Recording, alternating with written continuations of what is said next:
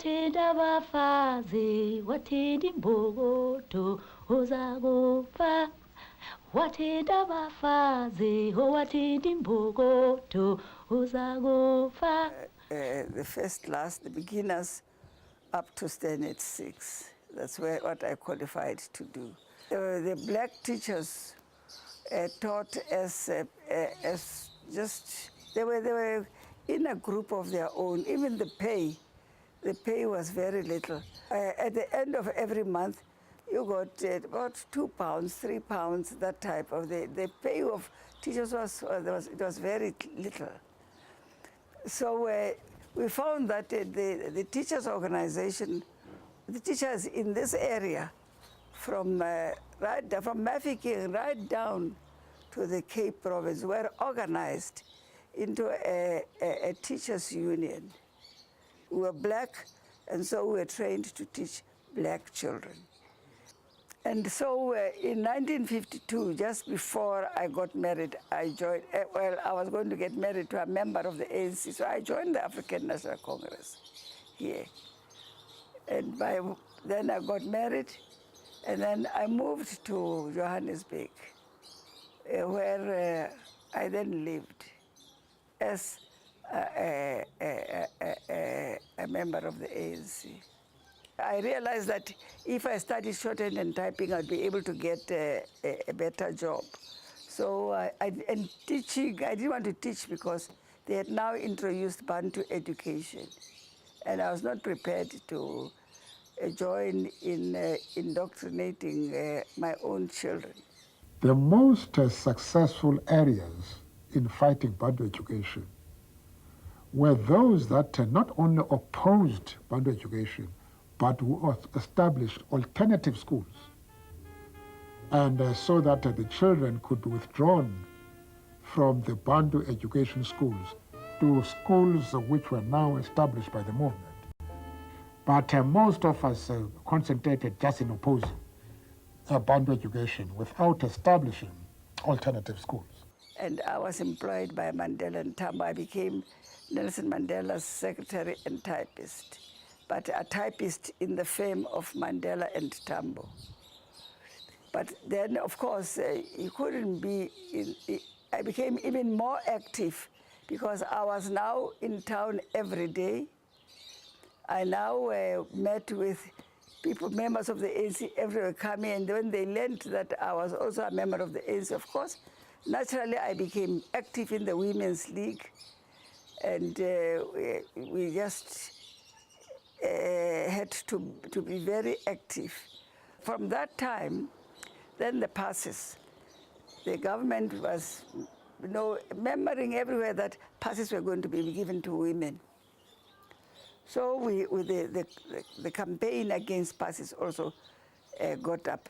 In 1953, the women then decided that they will form a new organization, an organization of all women, irrespective of their color, the Federation of South African Women. And then the government decided that the passes were going to be extended to women. The women will have to carry passes also.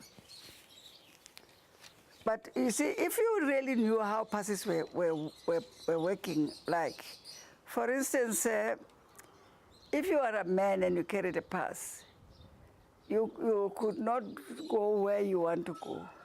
You had to have a permit to move from here to Kimberley. You had to have a permit to move from your house, outside my house here. If my husband was outside and his jacket was in the house, and the police said, passed there and said, pass, because that's what they said, give me your pass. And he said, oh, it's in my jacket inside the house. I said, come here. You have no business to leave your jacket, your pass in your jacket. They would arrest him and he would go to prison. Sometimes he would be sent to the farms where he would be working at the potato farms where they dug potatoes with their hands. All that happened was that a tractor would come and go through the fields. And then it was the African men who were arrested that would dig with his hands these potatoes. The women met and we decided that we will have to march. We will have to fight against these past laws. And the women decided that all the women of South Africa would be asked to sign a petition. This petition would say, I will not rest until I have won for my children fundamental human rights. You know, after that finished, the Natal women just broke out in song. Wathinta abafazi, wathinta imbokodo, uzakufa. Wathinta abafazi, wathinta imbokodo, uzakufa. Wathinta abafazi, wathinta imbokodo, uzakufa. The greatest thing was that the women organized well. They organized the whole country, and we succeeded.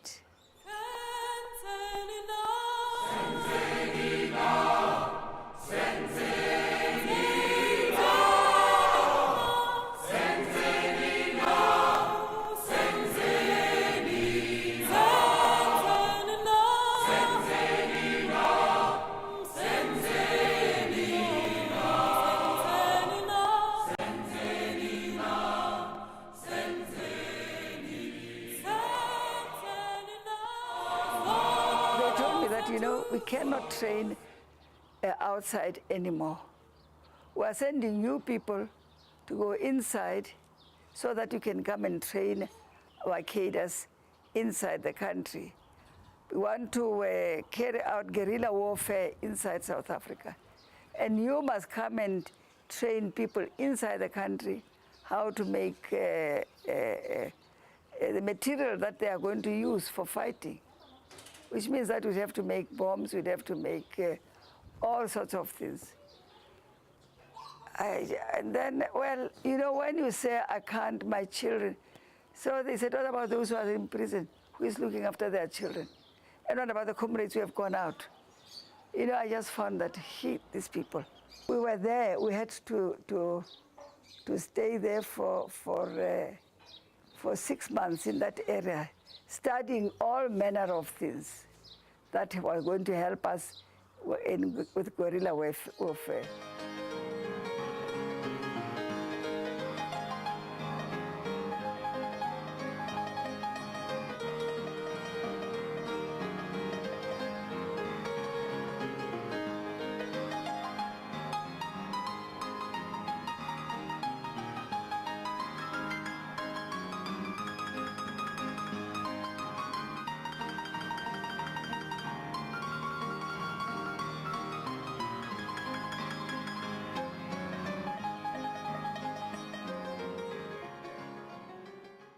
Is it Twalandwe, which in Sotho would mean Siaparangwe, was traditionally a hero who had been decorated with the feathers of the bird Ingwe, the blue crane. This was the most beautiful but very rare bird,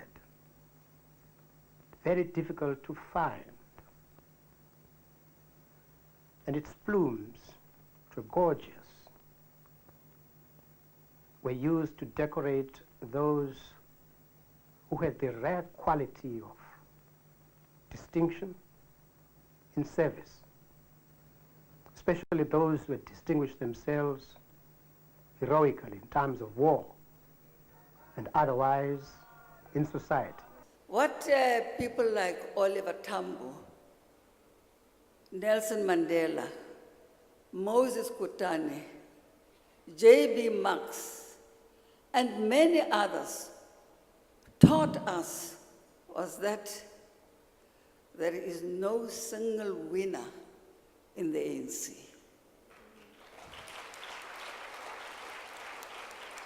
because there is no single performer in the African National Congress. tiro ye le tšwelelopele ye kgololesego ye ga se ka tiro ya motho a le mongwe hela gore ke ka gore batho ba ile ba tshwaragana ka gore batho ba ile ba bona gore ba tswelele pele. There's only one way, is to hold hands and march on.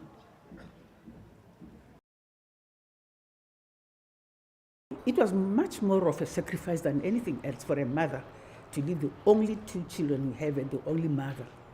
But of course, you know, in the struggle, you are not told to do a thing. You feel it yourself. If you feel that it's your duty to do it, you just do it.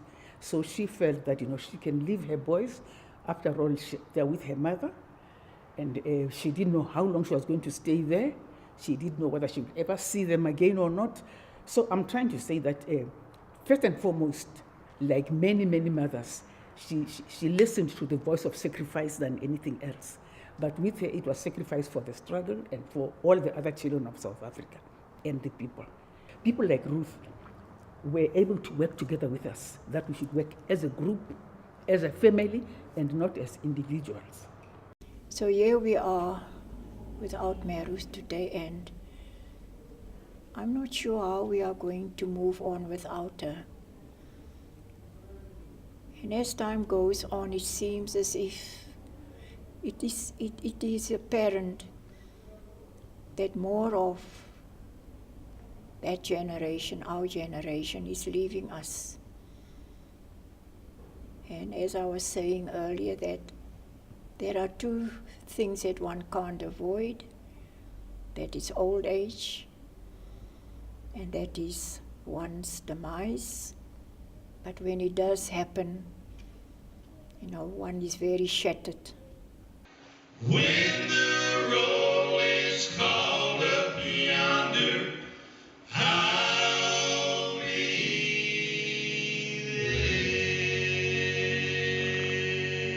there. On that bright and cloudless morning when the dead in Christ shall rise, and the glory of his resurrection share.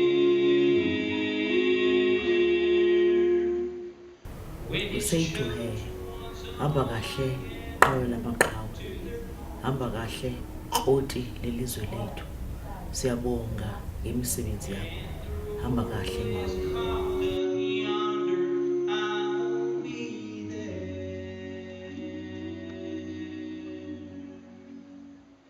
On that bright and cloudless morning when the dead